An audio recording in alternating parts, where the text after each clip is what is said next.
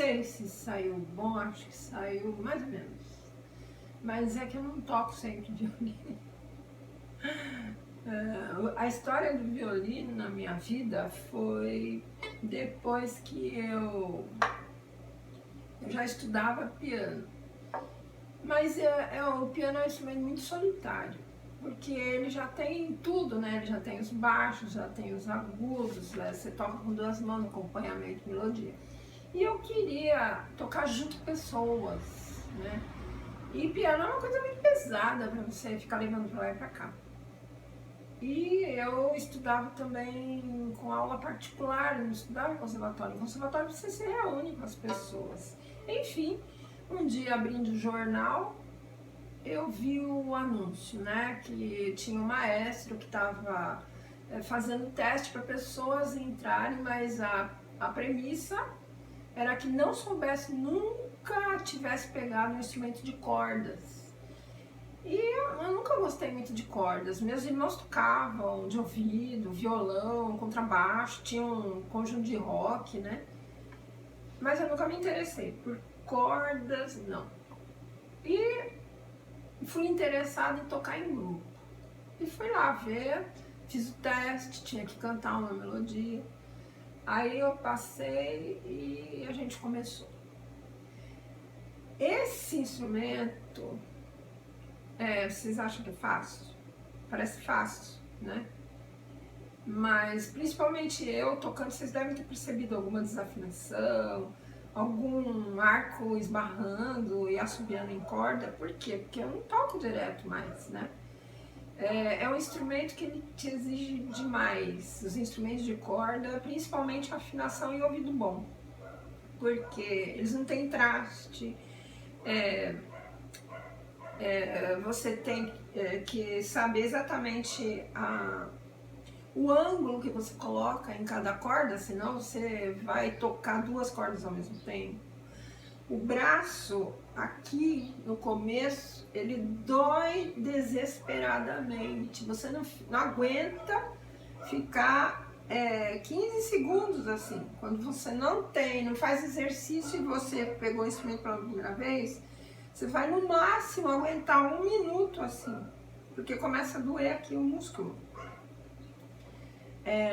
Os dedos vão criar calo, eles doem no começo. O arco, ele precisa estar, se for novo o instrumento, você não vai tirar som. Então você tem que passar muito breu aqui. Enfim, é um instrumento que tem muitos detalhes que sem eles você não tira som dele. E quando você começar a tirar som, o som é desafinado. Enfim, é o caos esse instrumento, o começo dele.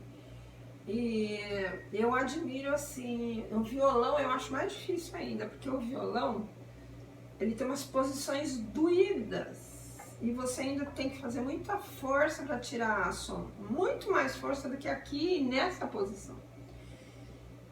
Aqui você ainda tá assim, né?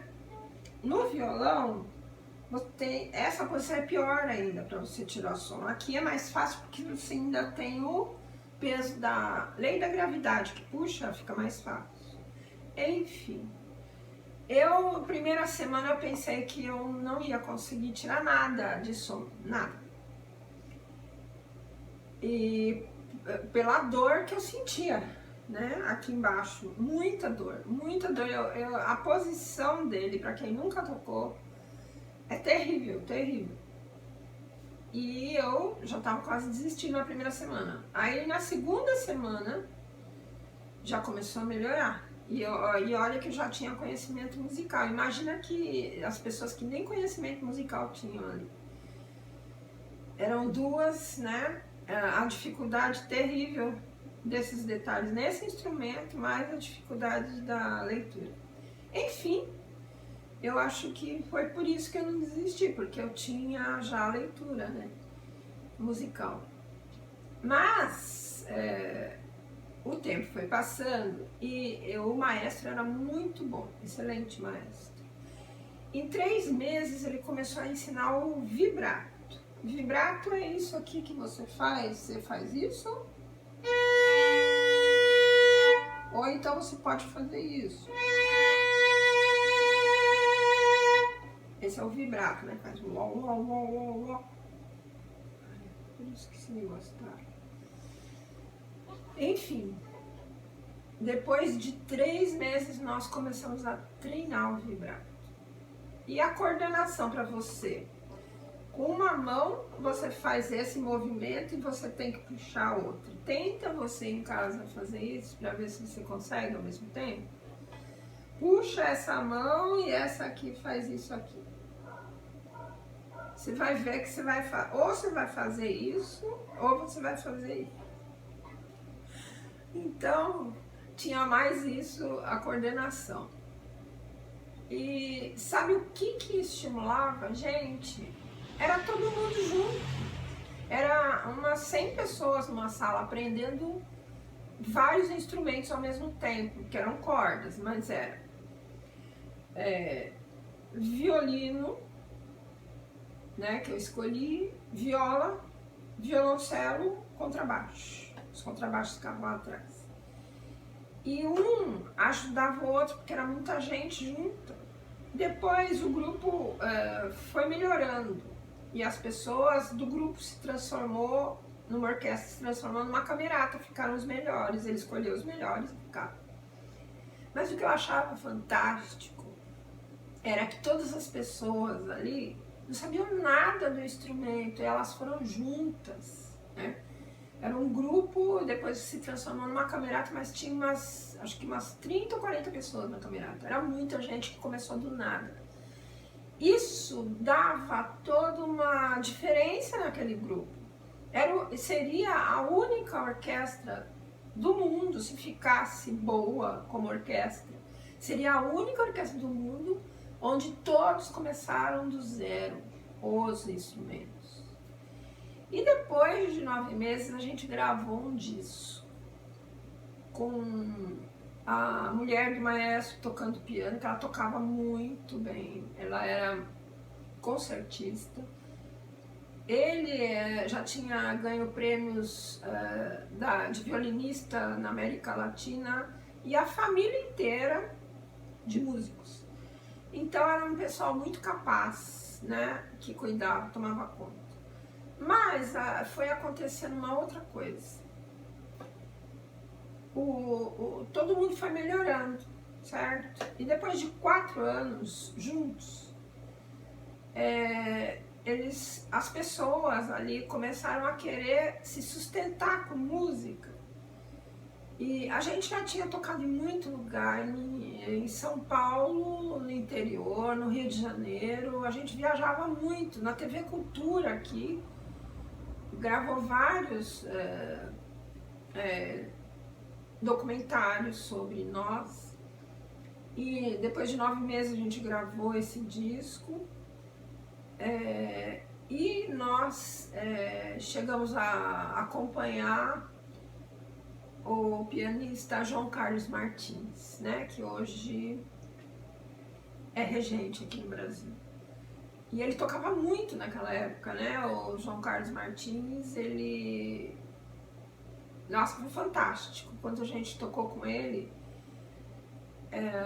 era como se ele segurasse todo mundo, porque era todo mundo sem experiência, né? Era a primeira vez que a gente ia acompanhar um músico e do calibre dele, que ele era sensacional, era um dos melhores intérpretes de bar no mundo.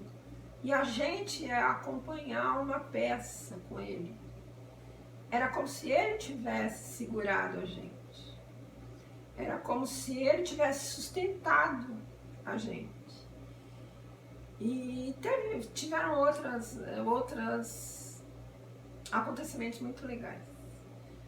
Mas depois de 4 anos, eu estava muito esgotada, porque eu não tocava muito afinado, porque a gente tinha todo mundo crescido junto, eu precisava de um professor particular.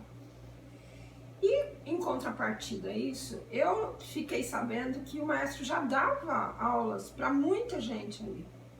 E nunca ninguém tinha me falado sobre isso. E nós éramos todos amigos. Para mim, quando eu descobri isso, foi uma coisa muito triste, uma coisa muito assim, como se tivesse sido traída.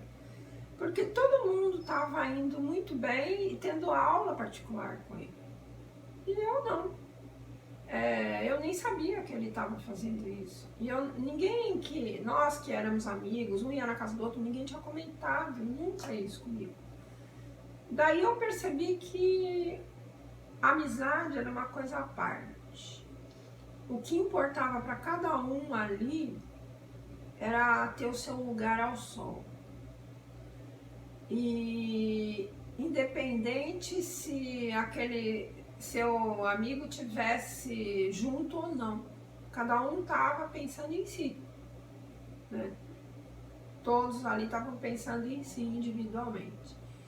E aí eu abri meu olho, porque eu amava aquilo como se fosse um grupo musical, uma família musical. E a facilidade com que a gente conseguiu sair do nada do instrumento. Para aquele grupo, um devia ali para o outro. E eu amava assim, poder participar de um grupo tão amigo. E essa foi uma grande decepção. Eu estava assim, esgotada de tanta apresentação que a gente fazia. E o maestro, então, não, antes disso teve, enfim, estava todo mundo agora não querendo mais o grupo. Todo mundo queria fazer o teste numa orquestra melhor, de estudantes mais que pagava, e não estavam nem aí, né, para o grupo. E eu peguei nessa onda, eu peguei e fui fazer o teste. Não consegui nada, porque eu não tinha preparo, eu não tinha... Não que eu não conseguisse tocar, mas eu não tinha um apoio de um professor particular. E eu não tinha dinheiro para pagar naquela época. E aí foi mais uma decepção. Muito grande mesmo.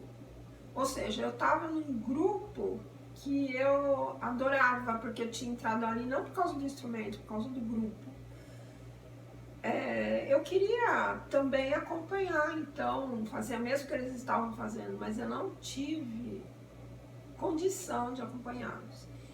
E também não vi preocupação de ninguém querer que eu os acompanhasse, porque, claro, as pessoas, elas sempre estão lutando na vida, não por se inserir num grupo, mas por ser melhor do que o outro com que elas vão trabalhar. Essa foi a minha primeira experiência em grupo musical. E eu, como estava muito cansada, não tinha dinheiro para fazer aula, eu parei, porque eu não tinha mais prazer em tocar. Eu comecei ali com um prazer tão grande de estar num grupo, junto com as pessoas, uma colaborando com a outra, entre aspas, uma apoiando a outra, e nossa, que demais que eu achava aquilo. E depois de 4 anos eu caí na real e vi que a realidade era outra. Então eu saí, voltei, fui fazer um curso para trabalhar, dar aula, ensinar, que eu sempre gostei de ensinar. E eu fiquei tida como desertora do grupo, porque mais tarde, entrando em contato com pessoas que eu estava naquela época, era essa impressão que tinham de mim, que eu tinha abandonado. E não foi isso que aconteceu. O abandono que eu senti foi justamente aquela espécie de traição, porque eu convivia com todo mundo e tinham vários, muito amigos que estavam fazendo aula particular com ele e não comentaram. Por quê? Será? Então, foi a minha primeira visão de musical que eu tive. E desisti porque esse instrumento ele nunca foi o principal na minha vida. Eu sempre gostei de piano e percussão. Então eu voltei a estudar, continuar piano e fazer. Mais tarde eu me formei em percussão e fui tocar numa orquestra. Mas aí eu já estava adulta, eu já estava com experiência de profissional, né? Musical profissional. Nenhuma ilusão mais, também nunca me deixei levar por essa coisa de competição, querer ser melhor do que o outro, fechar a boca, ficar na minha e não ajudar ninguém. Isso eu nunca fiz, porque eu nunca me enquadrei nesse tipo de pensamento, né? E o violino deixei de lado. Acho que uns 7 anos eu fiquei sem mexer no violino, porque primeiro que eu vendi, troquei por uma bicicleta. E muito mais tarde eu fui trabalhar, né, fui dar aula numa prefeitura e o professor de violino, ele teve que sair, né? E foi para outro lugar, foi estudar em outro lugar, e as crianças de 7 anos, a maioria tinha 6, 7 anos, sozinhas, estudando esse instrumento. Imagina uma criança, eu na época que eu comecei o violino, eu já tinha o quê? 16 anos. Eu comecei adulta e já tinha dificuldade. Quando eu olhei aquilo, eu falei, eu vou ajudar essas crianças, né? Até vi um professor, eu dava aula de bateria nessa escola. Bateria e piano popular. E aí eu olhei para as crianças, vou pegar o violino de novo, vou dar uma estudada e vou começar a ajudá-las. Até vi um outro professor, porque, nossa, elas eram muito dedicadas, 7 anos, elas iam lá só para estudar sozinhas. Esse instrumento é porque queriam mesmo, né? Você sabe quando a criança vai dar certo nesse instrumento, é porque ela escolhe. Quando ela escolhe e quando ela insiste, então pode investir, porque se ela escolheu por conta própria e ela tá com aquele instrumento e ela mesmo fazendo com dificuldades, ela tá enfrentando, invista, porque ela vai ser um músico dedicado. Enfim, comecei a pegar o teclado, gravar o que eu tinha que tocar e comecei a afinar pelo teclado. Daí eu peguei o método Suzuki, e o Suzuki, ele explica, né, que você deve fazer a música com o aluno, as primeiras, desde o começo, com o instrumento temperado, instrumento que dê uma afinação, até ele sozinho conseguir, porque é ilusão você achar que uma pessoa vai pegar um instrumento com ouvido relativo. A maioria das pessoas não tem ouvido absoluto. Ouvido absoluto é aquele cara, você toca um acorde, ele nunca mais esquece, ele sabe o nome daquele acorde, ele não tem dificuldade nenhuma em identificar som nem altura de som, ele já nasceu com o ouvido pronto. São raros, raríssimos. Mas a maioria é ouvido relativo. Então daí eu percebi que jamais, 4 anos naquela orquestra lá, sem um professor, jamais eu teria conseguido fazer aquele teste. Jamais. E eu estava completamente abandonada naquele lugar, né? Então eu não tive orientação assim, porque todo mundo começou a tocar, o maestro excelente, a mulher dele excelente, mas falharam no sentido de também ajudar as pessoas ali a irem procurar um professor particular, né? Vocês que têm filhos que participam de projetos, excelente. Mas a partir de 2 anos no projeto, arruma um professor particular para o seu filho. Então eu voltei, e aí eu comecei a finalmente afinar, porque eu tinha uma base de afinação agora. E aí eu comecei a usar teclado, violino e ensinando as crianças. Daí eu comecei a pegar essas músicas populares para mim. E voltei a tocar o violino, eu toco até hoje, como eu falei, não é sempre que eu pego, né? Agora eu tô voltando a pegar mais porque eu não tô dando mais aula particular e eu tenho mais tempo. Então eu pego para me divertir. E o que eu gostaria de passar é sobre gestão de grupos. No caso, o maestro, que era o gestor daquele grupo, qual o erro ali cometido? Orientação do grupo. Se você tem uma empresa, tem um grupo, tem times de vendas, nunca foque somente no grupo. Veja as dificuldades dos seus componentes do grupo, veja qual é a tendência individual de cada vendedor e trabalhe a dificuldade. Às vezes não tem fé em si mesmo, às vezes aquele componente do seu grupo que não está produzindo tanto, ele está com muitos, não está conseguindo focar porque ainda está muito ligado em problemas às vezes de ordem emocional, ali mesmo no grupo.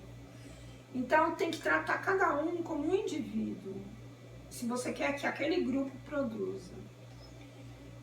Dá um encaminhamento, você não pode resolver, mas está vendo que ele está com um problema, identifique quem é um outro profissional que ele poderia pagar umas sessões de coach, talvez. Se você não tem capacidade para isso, ou você se capacita para isso, ou você encaminha ele para um coach. Outra falha, às vezes o grupo está precisando de incentivo. E a empresa pode promover, fazer pequenas promoções, fazer um escalonamento para que eles se melhorem como vendedores, ganhando prêmios. Se você atingir essa meta, você vai ganhar isso. Se você atingir essa outra meta, você vai ter essas possibilidades. Incentivos. Veja se a empresa, e junto com a empresa você pode sugerir incentivos para que você valorize o grupo e valorize também o individual de cada um. Então, olha, duas falhas que eu passei, que eu me decepcionei, que eu não tive. E que o grupo, depois que eu saí, um ano depois se desfez. Acabou, o grupo acabou. Hoje ainda existe projeto, ainda existem os alunos, mas totalmente outra coisa. E não atingiu a meta que era o que o gestor queria. O que o maestro queria?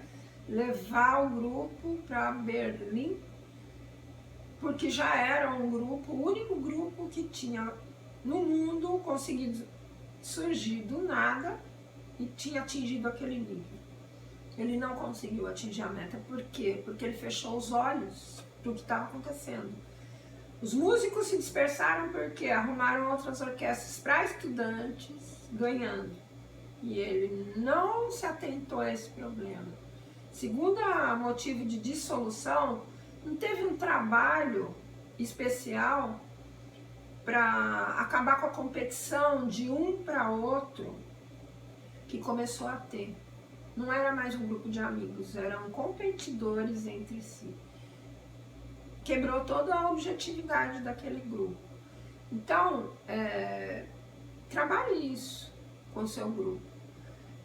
Trabalhe que apesar, eu acho que esse trabalho deve ser feito em qualquer grupo.